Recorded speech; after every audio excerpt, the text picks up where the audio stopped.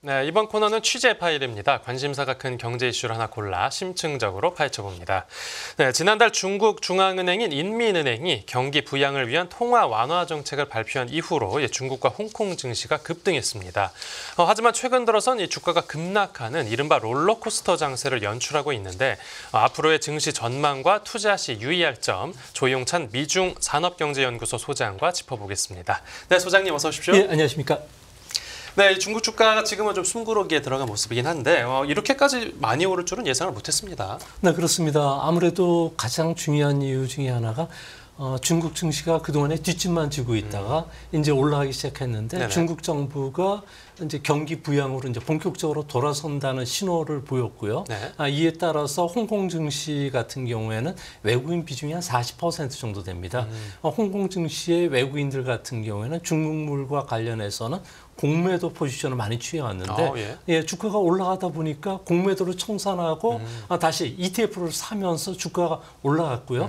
또 중국 증시는 보통 정부 정책이 발표가 되면 네. 관제 주가라고 해서 증권사라든지 펀드들 같은 경우는 순매수 원칙을 지킵니다. 그래서 먼저 반등을 했고 그리고 국경절 연휴 기간에 증권사들 같은 경우에는 정부 지시에 의해서 문을 열고 신규 계좌를 받았는데 중국의 젊은 층 90년대생들을 중심으로 해서는 일자리가 없다 보니까 이제 상당히 밝습니다. 처음에는 금을 투자를 해왔다가 최근에는 차라든지 골동품 투자했다가 이제는 정부가 주가를 좀 끌어올리는 관제 주가가 된다고 보니까 이제 본격적으로 주시장에 유입이 되기 시작했는데 최근 이들 자금들이 어울리면서 주가가 급등락을 보이는데요. 보통 한번 주가가 올라간 뒤에 정책에 의해서 올라가면은 그 다음서부터 펀더멘트 뒷받침되지 않아 변동성이 커질 수밖에 없는데 그런 장면이 지금 형성되는 겁니다. 네, 뭐 여러 이유 때문에 이제 예상보다 더 많이 올랐다가 지금은 숨고르기에 들어간 건데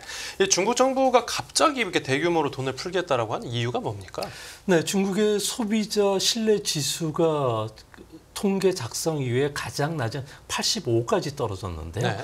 소비가 안 되다 보니까 음식점들은 폐업이 늘어나죠. 그리고 대형 상가들 같은 경우에는 문을 닫기 시작하니까 중국 정부가 놀랐는데 특히 놀란 거는 8월 달, 9월 달 경제 지표를 보니까 다음 주 금요일 날 발표되는 3분기 GDP 성장률이 4%까지 떨어지게 됐다는 겁니다. 이 때문에 올해 성장률 목표는 5% 달성이 불가능해질 거로 보고 이제 서둘러서 경기 부양에 나섰는데 소비가 이제 그 회복에 좀 어느 정도 탄력을 좀 붙여야 되겠다. 그리고 또 한 가지는 디플레이션 압력을 좀 해소시켜주기 위해서 했는데 이런 정책이라는 게 시기를 놓치면 비용도 더 많이 들어가고 영원히 기회를 놓치기 때문에 이제 강력한 부양책을 쓰는 건 아닌가 보여지는데요. 이제 문제는 유동성과 관련된 정책들이 됩니다. 이 중에 보면은 자사주 매입에 우리나라 돈으로 무려 57조 원을 투자하게 되고요. 증권사, 펀드, 보험회사들 같은 경우에는 95조 원, 그러니까 토탈에서 유동성 지원만 152조 원 정도 쓰게 되는데 엄청난 돈들이 들어온다면은 주식시장을 띄우지만 제가 중국 증시를 분석한 거는 1990년대부터 분석을 했는데 이런 그 정책들 같은 경우에는 대부분이 좀 그 소기의 목적에 맞춰서 모든 금액이 설정되는 거 가지고 나중에 흐지부지 됩니다. 이 때문에 기관들 같은 경우는 지금 매도를 하고 있고 개인들만 매수하고 또 외국인들 같은 경우에는 중국 증시에 직접 투자보다는 홍콩 ETF로 투자하는 것들은 좀 조심스럽게 접근하는 그런 분위기가 아닌가 보여집니다. 네, 그렇군요. 그럼 이제 실행 가능성은 낮다고 말씀을 해주셨는데 그래도 이 부양책이 실제 실행이 된다라고 하면 된다라고 해도 이 그렇게 큰 효과도 없을 거다. 또 이렇게도 보신다는 거죠. 네, 1918년 기준으로 중국 경제가 가장 좋았을 때인데요. 이 당시에는 스타트업 기업이 매년 5만 개씩 창업을 했습니다. 올해 들어와서 1월 달부터 8월 달까지 보니까 260개의 기업밖에 창업이 안 됐는데 왜 이런가를 중국 정부가 봤더니 모든 그 위엔화뿐만 아니라 달러 발행 조달 자체가 꽁꽁 얼어버린 동명기에 들어갔다는 겁니다. 그러다 보니까 기업들의 부도가 계속이 진행되는 거고 그래서 금리를 낮춰서 모기지 금리를 3%대까지 이제 떨어뜨려줬다는 거죠. 그렇게 되면 5천만 명의 모기지 대출자들 같은 경우는 연간 28조 원 정도를 좀 경감이 되는데 네네. 이제 문제는 1인당으로 따져보면은 1년에 54만 원 정도 그러면 한 달에 5만 원도 안 되는 금액 가지고 소비가 늘어나는 거는 실제 기대할 수 없다는 겁니다. 이 때문에 중국 정부는 현재 보다 강력한 경기 부양을 원하는 거는 아무래도 기업가 정신을 좀 되살린다든지 그동안에 IT 기업들의 옥죄는 이런 것들을 좀 멈추고 이전으로 돌려야 되는데 네. 이거는 아무래도 정치 사상과 연결되기 있기 때문에 돌리기는 힘들다는 측면에서 이번에 주가 반등은 좀 제한적이지 않을까 보여집니다. 네. 그 금액 그 정도면 우리나라 그 코로나 때 재난지원금보다도 안 되네요. 네, 그렇습니다. 네, 또 인민은행에 이어서 그러니까 이번 주 초에는 그러니까 중국 당국도 부양책 이제 홍보에 나섰는데 이 구체적인 후속 조치가 나오지 않고 뭐 그러면서 이제 주식 매도 물량이 쏟아졌는데 투자자들 실망이 좀 컸나 봅니다. 네, 그렇습니다. 중국 인민은행 같은 경우에는 25개 정부 부처 중에서 권력 순위가 22, 23위 정도밖에 안 됩니다. 네. 그러나 발전개혁위원회가 이번에 발표를 했는데 권력 순위가 5위 정도 되는 경제 발전뿐만 아니라 사회 발전과 관련된 모든 걸 총사령탑이라는 거죠. 근데 이쪽에서 실제 그 8일 날 여러 가지 정책들을 발표했는데 목표 달성이 가능하다. 그리고 뭐 그 경기 대응뿐만 아니라 네. 기업 지원, 부동산 대책들도 강화시킬 거라고 했지만 세부적으로 어떻게 지원해 줄 건가를 전혀 발표하지 않았다는 겁니다. 뻔한 얘기만 한 거네요. 그렇죠. 시장에서 기대했다는 건 유효 수요와 관련해서 실질적으로 활력을 불어넣는 금액을 발표한다든지 추가 재정 지원과 관련해서는 재정 정책의 상한선은 재정 적자 GDP 대비해서 3%인데 이거를 일시적으로 좀 깨고 그리고 계속 돈을 주입한다든지 부실 채권 처리를 어떻게 할 건가를 밝혀줘야 되는데 이걸 전혀 안 하고 이것은 공은 재정부로 넘겼는데 재정부가 이제 타겟이 되면서 비난 여론이 휩싸이자 이번 주 토요일 날 긴급하게 기자회견을 잡겠다는 거죠. 네. 그래서 여기 밝히는데 문제는 이런 재정 정책과 관련해서도 시장이 원하는 2조 원 정도도 실질적으로 그 발표되는 게 소비와 관련된 쿠폰 발행이라든지 그리고 SOC 사업 쪽에는 1조 위엔 정도 그리고 나머지는 지방 정부의 부실채권 정리하는 데 쓰기 때문에 시장에서는 기대한 거 이상 나와야지 기대한 거 이하로 토요일 날 나왔을 경우에는 주가가 조정을 볼 수 있다는 측면에서 오늘 중국 증시가 좀 매도 물량이 나온 것은 아닐까 이렇게 보여집니다. 네, 어느 정도 예상은 하고 있네요, 시장이. 예. 또 특징적인 게 이제 중국 국경절 그 연휴 기간에 주택 판매가 크게 늘었는데요. 이 대출 금리를 뭐 깎아준 영향이 일부 있었다고도 보이는데 이번 부양책이 그러니까 장기적으로도 봤을 때 부동산 시장을 좀 개선하는 데 효과가 있겠습니까? 네, 중국 경제의 지금 최대 위협은 아무래도 부동산과 관련된 공급 과잉 문제가 되고요. 네. 지금 현재는 주택 부분과 관련해서 빈집이 중국 정부가 공식적으로는 전국 전체로 9천만 채. 그러니까 일본 인구가 다 들어가도 남는 이런 상황이 되는데요. 네. 근데 문제는 베이징이나 상하이 같은 일선 도시들 같은 경우에는 시간이 지나면 다 해결이 됩니다. 네. 워낙에 그 인구 유입도 역동적이기 때문에 그런데 문제는 3선 이하 도시기 중국의 650개 도시 중에서 600개가 3선 이하 도시들인데요. 이 지역은 인구가 계속 감소를 하고 있죠. 여기에다가 공장이 폐쇄되면서 경기가 안 좋은 상태고 또 주택이 25년 이상 노후화됐던 주택들이 계속 늘어난다는 겁니다. 네.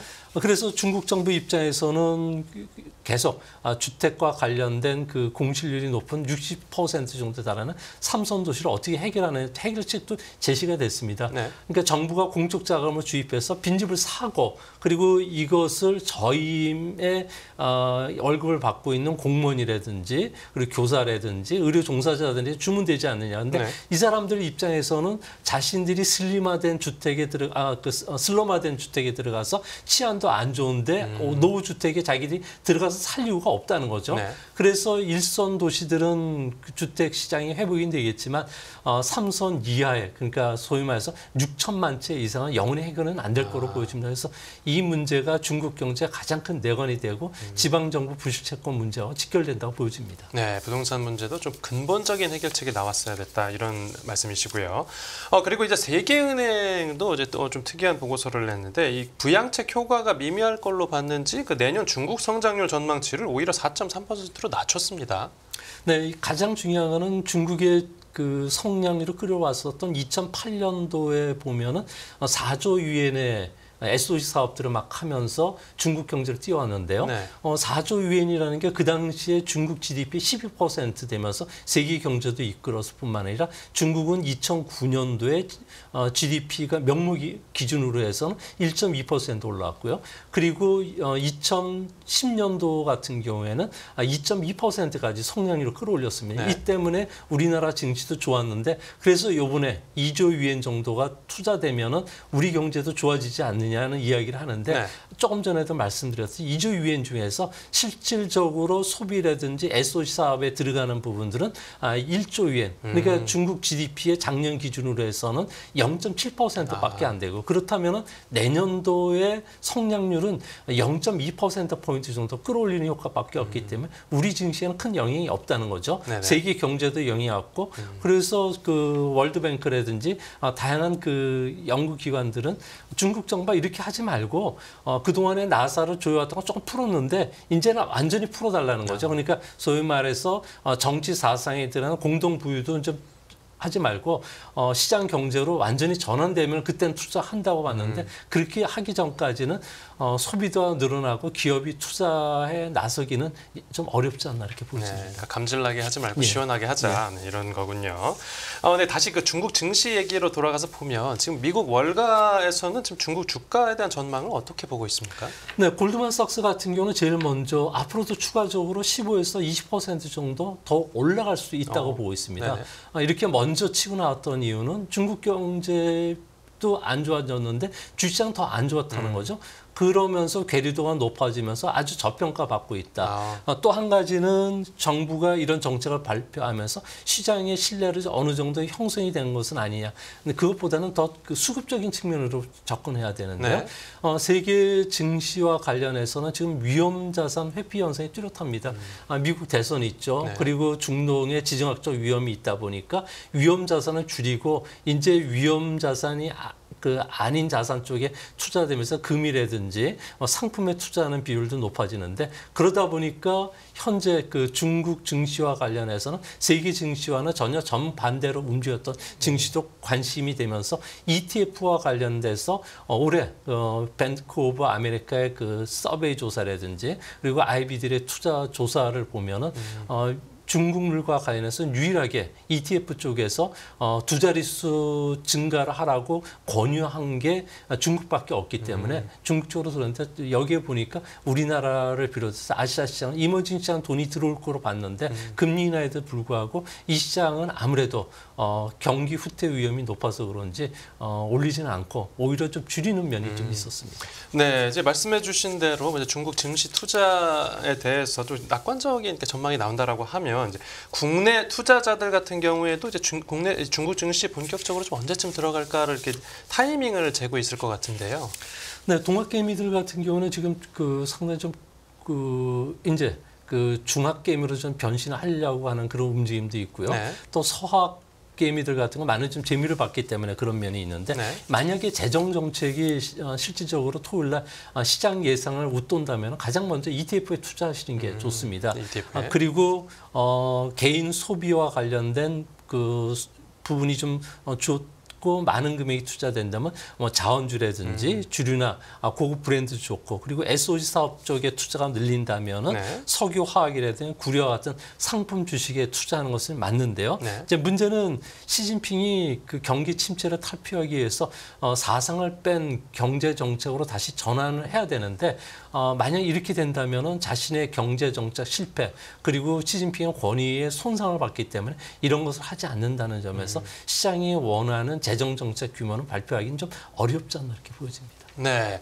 이제 마지막 질문도 드리자면 저희 그 뒤에 아까도 잠깐 말씀을 해주셨지만 뒤에 나오는 그 변수로는 지금 미국 대선 얘기를 빼놓을 수가 없는데 대선까지 지금 한 달도 안 남았는데 그 트럼프 후보하고 또 해리스 후보 중에서 이 각각 누가 당선되느냐에 따라서 이 중국 경제나 증시가 좀 어떤 모습으로 달라지겠습니까? 네, 아무래도 그 두 후보 중에 누가 되든지 간에 통상이라든지 환경 정책 그리고 외교 안보 정책은 크게 크게 변화되면서 중국뿐만 아니라 우리나라 경제에도 큰 변화가 좀 있을 거로 보여지는데요. 네. 뭐 경제 정책 중에서도 이제 해리스 같은 경우에는 뭐 탄소화 그리고 동맹 중시 또 중요 물자의 상상 거점 확보라는 측면에서 양보 없이 계속 진행이 되지 않을까. 그중에서 중국이 가장 싫어하는 1대1로와 관련해서는 서방 국가들과 함께 세계적인 공동 인프라 구축 프로젝트에 많은 투자를 할 것으로 보여지고요. 네. 치포 동맹 쪽과 관련해서 강화를 시킬 겁니다. 이렇게 된다면 중국의 반도체 시장은 상당히 위험스러운 상황이 될 가능성이 큰데요. 하지만 이제 트럼프가 된다면 현재 중국과 관련된 관세율이 11%인데 네. 이게 이제 60%로 늘어나게 되는데요. 이렇게 되면은 가장 중요한 것은 중국이 미국 시장에 수출했던 엄청난 물동량들이 아시아 시장 쪽에 들어오는데 특히 우리나라 같은 경우는 지리적으로 가깝고요. 생산 시스템이 비슷하다 보니까 엄청난 덤핑 물량들이 들어오게 됩니다. 우리나라의 그 모든 산업들이 영향을 받는데 이제 철강만 제해놓고 나머지 산업들 미국의 수출이 1% 줄게 되면 보통 자판은 한 3%, 석유화학이라든지 기계라든지 일상용품들 같은 경우에도 한 2% 정도 더 증가하기 때문에 내년도에는 중국과 무역 마찰 문제가 좀 심각해지지 않을까 보여집니다. 네, 알겠습니다. 네, 오늘 취재 파일은 조용찬 미중 산업경제연구소 소장과 함께했습니다. 네, 소장님 오늘 말씀 잘 들었습니다.